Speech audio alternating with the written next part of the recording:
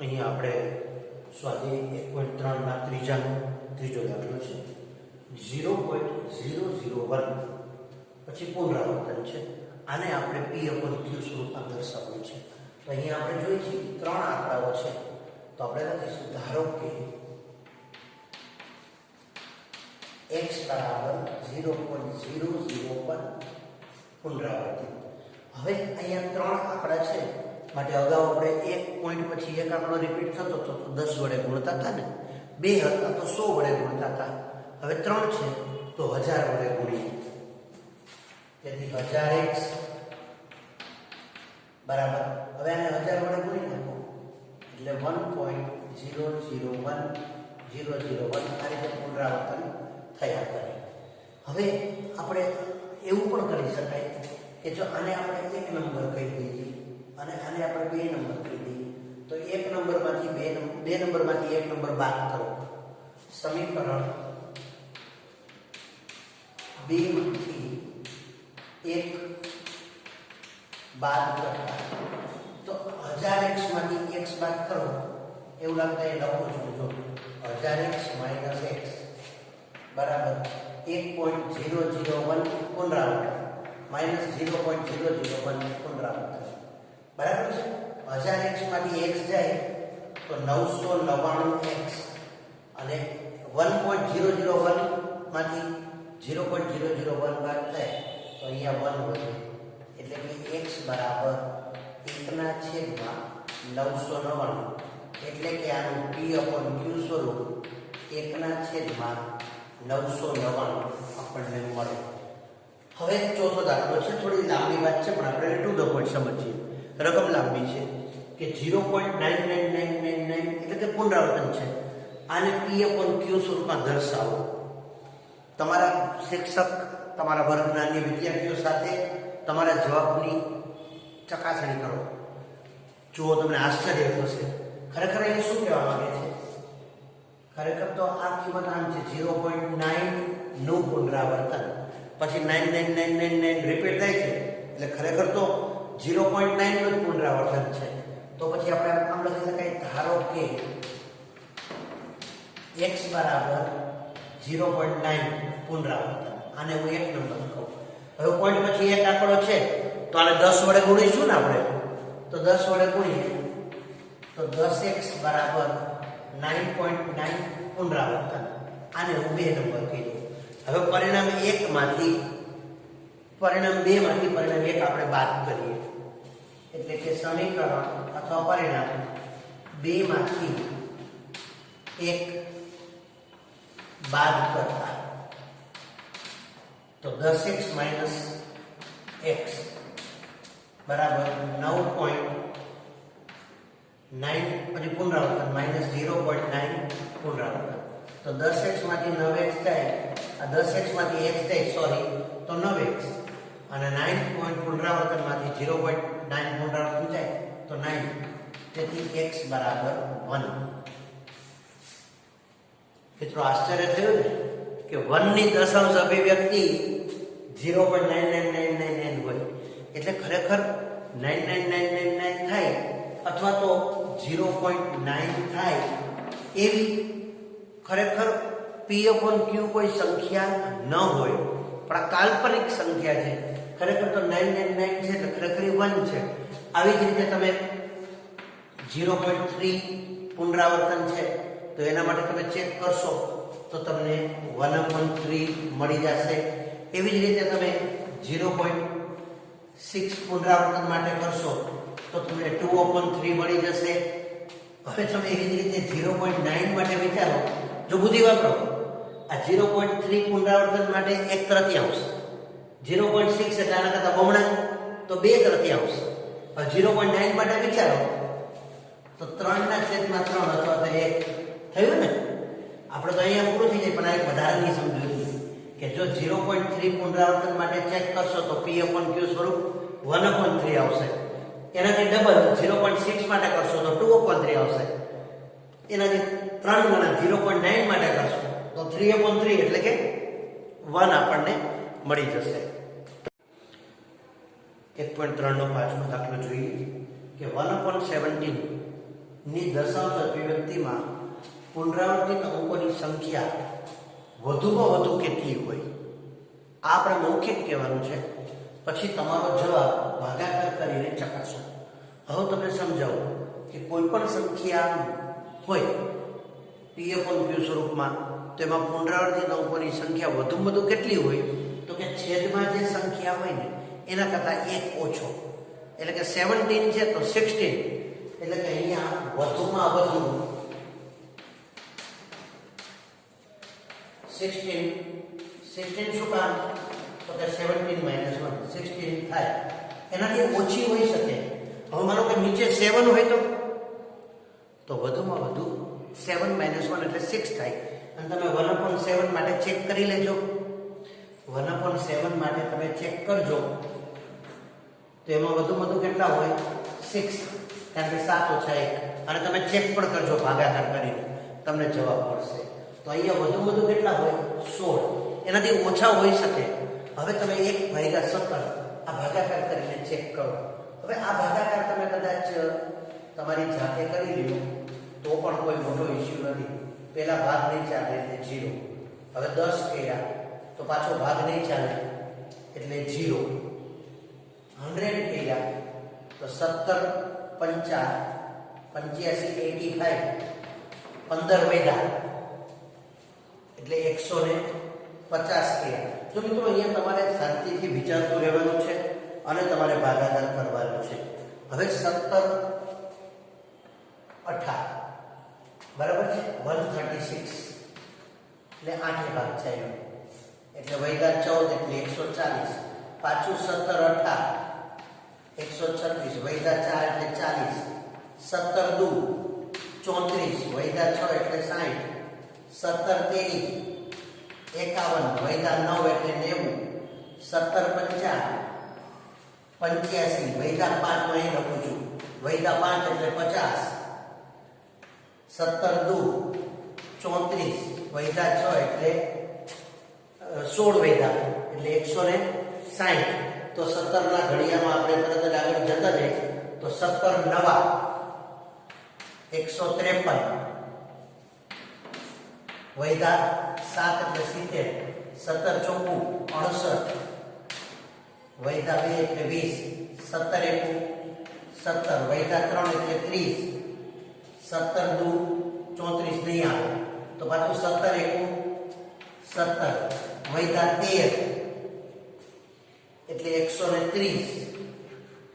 આપણે અહીંયા ક્રમશઃ તમારા મગજમાં એક ખ્યાલ બેસતો જવો જોઈએ અને એ બહુ જરૂરી છે. બરાબર 17 × 7 119 બરાબર. એટલે વૈધા 11 કર્યા 110 તો 17 × 6 102 વૈધા 8 એટલે 80.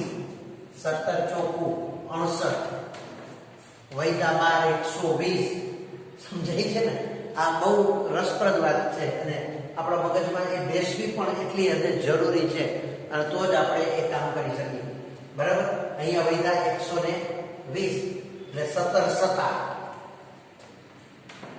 119 વૈધો 1 એટલે 10 એટલે પછી આવ્યું 0 કર્યા 100 એટલે 5. અહીંથી હવે રિપીટ શરૂ થયું એટલે કે તમે ગણો 1 2 3 4 5 6 7 8 9 10 11 12 13 14 15 16 અંકો સુધી તમારા ભાગ આવ્યો અને 17મા અંકથી પછી પાછું 0 પછી 5 અને પછી આગળ પુનરાવર્તન શરૂ થાય. આ ભાગાકાર કદાચ અહીંયા ન ક્લિયર થાય તો શાંતિથી તમે 1/17 નો ભાગાકાર કરજો. એવી રીતે 1/7 તમે જો 1 ને 7 વડે ભાગશો તો એમાં 6 પોઈન્ટ આવશે. પહેલા જો અહીંયા 0 કર્યા 10 એટલે 7 × 7 વૈધા 3 એટલે 30. 7 × 28 વૈધા 2 એટલે 20. 7 × 14 વૈધા 6 એટલે 60. 7 × 8 56 વૈધા 4 એટલે 40. 7 × 5 35 વૈધા 5 એટલે 50. 7 × 7 49 વૈધો 1 આવી ગયો ને પાછો એટલે કર્યા 10. તો ગણો 1 2 3 4 5 અને 6 એટલે કે 7 હતા તો 6 આપણને મળ્યા. એટલે કે છેદમાં જેના વડે ભાગવું હોય એના કરતાં એક ઓછા સુધી આપણે પુનરાવર્તિત શેષ મળશે. અહીંયા 17 માટે આપણે 16 ફરીથી 1/17 એકને 17 વડે ભાગાકાર તમારે શાંતિથી જોવાનું છે. અહીંયાથી આ સ્ટેપમાં ક્રમમાં બતાવ્યા છે અને તમે જોયું કે 16 પદ સુધી એનું પુનરાવર્તન જોવા મળે છે. તો મિત્રો આ જ રીતે 1/11 માટે કેમ ટ્રાય કરશો ને. અને હા, આ મહત્તમ છે, એનાથી ઓછા હોઈ શકે પણ વધુ ન હોઈ શકે. 1/13 માટે ટ્રાય કરજો. મહત્તમ હોય એનાથી ઓછા હોઈ શકે, વધુ ન હોય. જો 13 વડે ભાગો તો વધુ 12 પદ સુધી શેષ અલગ અલગ આવે પછી પુનરાવર્તન શરૂ થઈ જાય. 1/11 હોય તો 10 પદ સુધી, 1/5 હોય તો 4 પદ સુધી, પણ એનાથી ઓછામાં આવી શકે એ વાત યાદ રાખજો. 1.3 ની છઠ્ઠી રકમ છે. રકમ લાંબી છે તો મોઢે બોલું છું કે P/Q એવા લો કે જેમાં P અને Q નો સામાન્ય અવયવ કોઈ પણ ન હોય, એટલે કે 1 જ હોય. એટલે કે P અને Q ના સંપૂર્ણ છેદ ઉડી જાય. હવે તમે એની દશાંશ અભિવ્યક્તિ મેળવો અને કેટલાક ઉદાહરણ લ્યો અને એના પરથી શું અનુમાન લગાવો છો તે જણાવો. તો જો આપણે દાખલા તરીકે જોઈએ કે 1/2 તો 1 ને 2 વડે ભાગો. ભાગાકાર તમારે સાઈડ પર કરી લેવાનો હોય. તો 1/2 1 ને 2 વડે ભાગો એ પહેલા તો ભાગમાં શું કઈ આ 10 એટલે 5 × 10 શેષ 0. હવે એ રીતે માનો કે 1/5 લ્યો તો ભાગમાં પડી શું કઈ આ 10 એટલે 5 × 10. એવી જ રીતે તમે હજી પણ કાંઈ લ્યો તો ખ્યાલ આવે. હવે 1/3 લ્યો તો 1/3 એટલે પહેલા તો 0. હવે 10 કર્યા તો 3 કેરી 9, પાછો 1 વધ્યો એટલે 3 કેરી 9, 3 કેરી 9, 3 3 3 એટલે કે 0.3 નું પુનરાવર્તન છે. હમણાં જ આપણે ચેક કર્યું કે 1/7 લેશો તો 0, 10 કરો એટલે 7 × 7 ભાગાકાર હવે આવડે છે તમને સાઈડમાં. તો છે 7 × 7 એટલે 3 વધ્યા તો 7 ચોક 28, વધ્યા 2 એટલે 20, તો 7 દુ 14, વધ્યા 6 એટલે 60, 7 8 56, વધ્યા 4 એટલે 40, 7 50 35, વધ્યા 5 એટલે 50, 7 7 49, વધ્યો 1 એટલે પાછું 7 × 7 એટલે કે 0.142827 આનું પુનરાવર્તન થાય. પણ મિત્રો અહીંયા આપણે શું કહેવા માંગીએ છીએ કે જો તમે 2 વડે ભાગો તો શેષ વધતી નથી, 5 વડે ભાગો તો શેષ વધતી નથી, પણ 3 વડે ભાગો, 7 વડે ભાગો કે અન્ય કોઈ સંખ્યા વડે ભાગો તો શેષનું પુનરાવર્તન થાય છે. તો આપણે એમ કહી શકાય કે P/Q માં Q ના અવિભાજ્ય અવયવો, એટલે કે Q ના અવિભાજ્ય અવયવો જો 2 અથવા 5 અથવા બંને સ્વરૂપે હોય તો તેની દશાંશ અભિવ્યક્તિ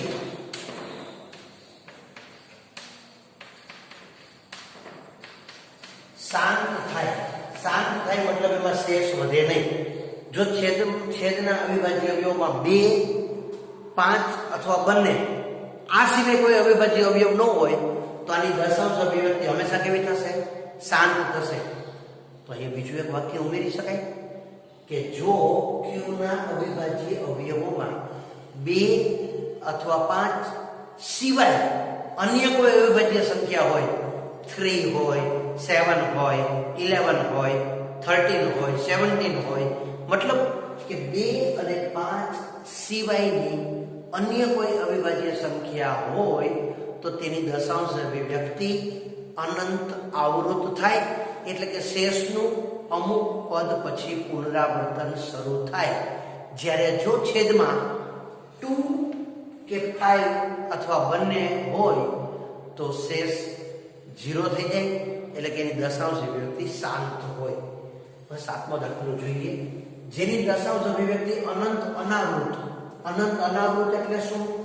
અનંત આવૃતમાં શું હતું? શેષનું અમુક પદ પછી પુનરાવર્તન થતું હતું. અહીંયા અનંત અનાવૃત એટલે શેષનું પુનરાવર્તન નથી થતું અને ચાલ્યા જ કરે છે.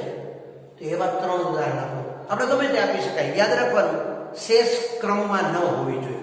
દાખલા તરીકે આપણે લખીએ કે 0.30 300 300 30000. તો આ સંખ્યા છે, આમાં શેષનું પુનરાવર્તન થતું નથી. આની બદલે કોઈ કામ લખે 40 400 4300 40000. તો આ પણ એવી સંખ્યા છે કે જેની દશાંશ અભિવ્યક્તિ અનંત અનાવૃત છે, મતલબ ચાલ્યા જ કરે છે. અહીંયા તમે 50 500 5300 6 6300 6400 વગેરે તમે બતાવી શકો.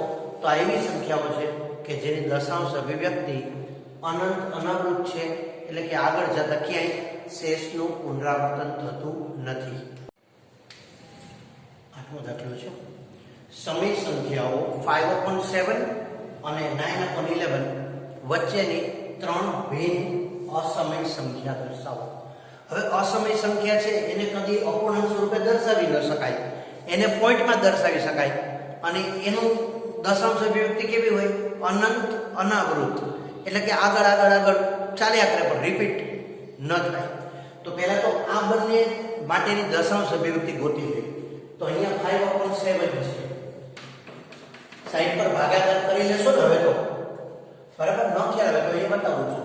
5 ને 7 વડે ભાગો એટલે કે ભાગ ન ચાલે એટલે 0 50 સત્યો 49 વૈધા 10 1 એટલે 10 7 1 7 વૈધા 3 30 7 ચોક 28 વૈધા 2 20 7 2 14 વૈધા 6 60 7 8 56 વૈધા 4 40 7 50 35 વૈધા 5 50.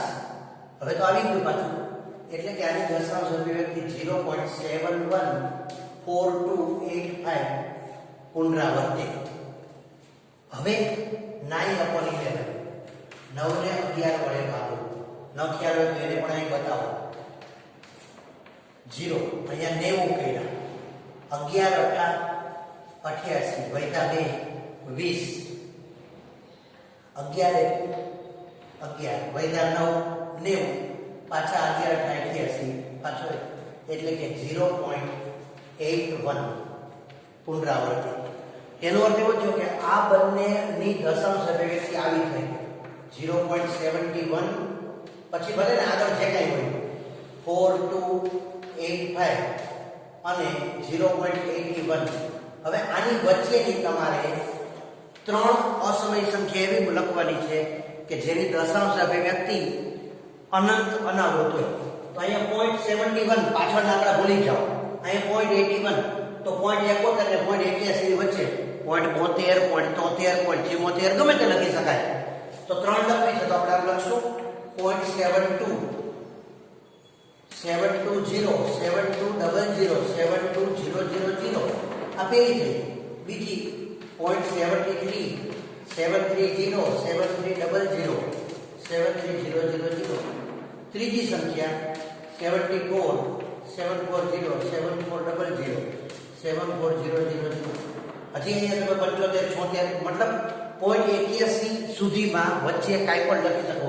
0.71 અને 0.81 ની વચ્ચે 0.72 રિપીટ ન થાય એવી રીતે 0.73 730 7300 73000 74 740 7400 74000 વગેરે જો બતાવી શકાય.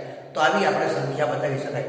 તો કોઈ પણ બે સમય સંખ્યા વચ્ચેની અસમય સંખ્યા શોધવી હોય તો પહેલા બંને સમય સંખ્યાની દશાંશ અભિવ્યક્તિ શોધી લેવાની. 5/7 ની 0.71 આવી, આની 0.81. તો 0.71 અને 0.81 ની વચ્ચે પછી 0.72 0.73 ગમે તે બતાવવાની. અને દશાંશ અભિવ્યક્તિ અસમય સંખ્યાની છે માટે અનંત અનાવૃત હોવી જોઈએ. હવે છેલ્લો દાખલો છે આ પ્રકરણનો, એટલે કે 1.3 નો. નીચેની સંખ્યાઓનું સમય સંખ્યા અને અસમય સંખ્યામાં વર્ગીકરણ કરો. મૌખિક દાખલો છે. વર્ગમૂળ 23. હવે 23 નું વર્ગમૂળ પૂર્ણ રીતે નીકળે નહીં. જે સંખ્યાનું વર્ગમૂળ ન નીકળે એ અસમય સંખ્યા છે. એટલે કે આ પોઈન્ટ 23 અસમય સંખ્યા છે. 0 પછી વર્ગમૂળ 225. 225 છે એ પૂર્ણ વર્ગ છે. એનું વર્ગમૂળ નીકળે 15. તો વર્ગમૂળ 225 ને બદલે 15 લખી શકાય. અને 15 છે એ સમય છે, કારણ કે એના છેદમાં 1 લખી શકાય. માટે 15 છે કેવી સંખ્યા છે? સમય સંખ્યા. ફરીથી સમજો, જેનું વર્ગમૂળ નીકળી શકે, જે પૂર્ણ વર્ગ હોય એ સમય હોય, જેનું વર્ગમૂળ ન નીકળી શકે એ અસમય હોય. હવે અહીંયા દશાંશ અભિવ્યક્તિ, તો બસ અહીં તો શેષ પૂરી થઈ જાય છે. એટલે આની દશાંશ અભિવ્યક્તિ કેવી છે? શાંત. શાંત છે માટે આ કેવી સંખ્યા છે? સમય સંખ્યા. આની દશાંશ અભિવ્યક્તિ છે 478 478 ચાલ્યા કરે છે. એટલે કે અનંત આવૃત છે. આવૃત છે, એક તબક્કે અટકી જાય છે. માટે આ પણ કેવી સંખ્યા કહેવાય? સમય સંખ્યા. આની દશાંશ અભિવ્યક્તિ જો 10 100 1000 સતત આગળ ચાલ્યા કરે છે. અનંત અનાવૃત છે. માટે આ સંખ્યા કેવી થઈ? અસમય સંખ્યા. હવે ફરી એક વખત હું આ વાત રિપીટ કરું છું કે જે સંખ્યાનું વર્ગમૂળ નીકળી શકે, એટલે કે પૂર્ણ વર્ગ હોય, એ સમય છે. જેનું વર્ગમૂળ ન નીકળી શકે, મતલબ જેનું વર્ગમૂળ દશાંશમાં હોય, એ અસમય સંખ્યા છે. આ ઉપરાંત જે સંખ્યાની દશાંશ અભિવ્યક્તિ શાંત છે, શેષ 0 થઈ જાય છે, તો એ પણ સમય છે. જેની દશાંશ અભિવ્યક્તિ અનંત આવૃત છે, એટલે કે શેષનું પુનરાવર્તન થાય છે 3 પદ પછી, 5 પદ પછી, 17 પદ પછી, ગમે તેટલા પદ પછી, તો એ પણ કેવી છે? સમય સંખ્યા છે. પણ જેની દશાંશ અભિવ્યક્તિ અનંત અનાવૃત છે, એટલે કે શેષનું પુનરાવર્તન થતું નથી, તો આવી સંખ્યાઓ છે એ અસમય સંખ્યા છે.